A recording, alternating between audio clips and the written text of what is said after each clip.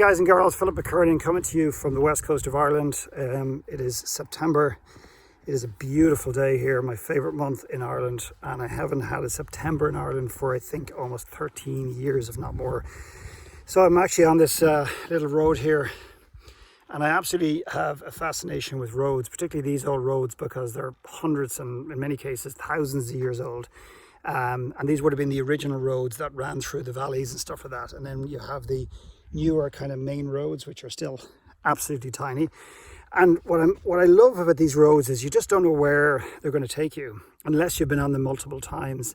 And even then, I love this curvature, like where the road just kind of turns around and turns the other way, and you just don't know. And I think life is just, if you can get to a point in your life where you start to become comfortable with the uncomfortableness of not knowing where the road is going to take you.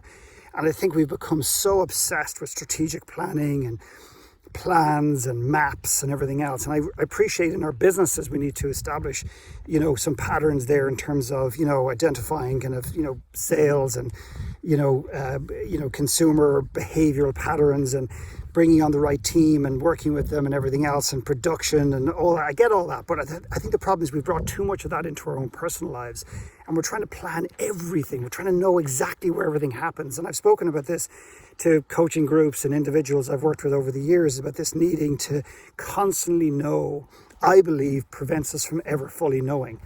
And one thing that I'm deeply grateful for personally is the emergence, the continual emergence. It continues to grow. And there's days where I get scarce and I retract, but continuing to actually find immense excitement and joy with not knowing, and having a plan A and not having a plan B if it goes to shit, and trusting that if plan A does not work out, that something else will emerge in its place, something even better.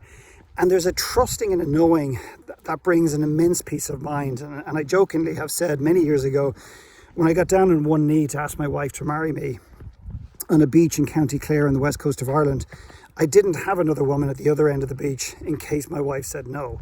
And it's kind of just a really another bad joke by me, but it actually there's actually a lot of wisdom. That sounds very self-serving or very arrogant, but hopefully you know what I mean, in this idea that sometimes we shouldn't have a plan B, that actually plan A, and even plan A, we shouldn't hold on to it too tightly, that the universe has something else planned for us.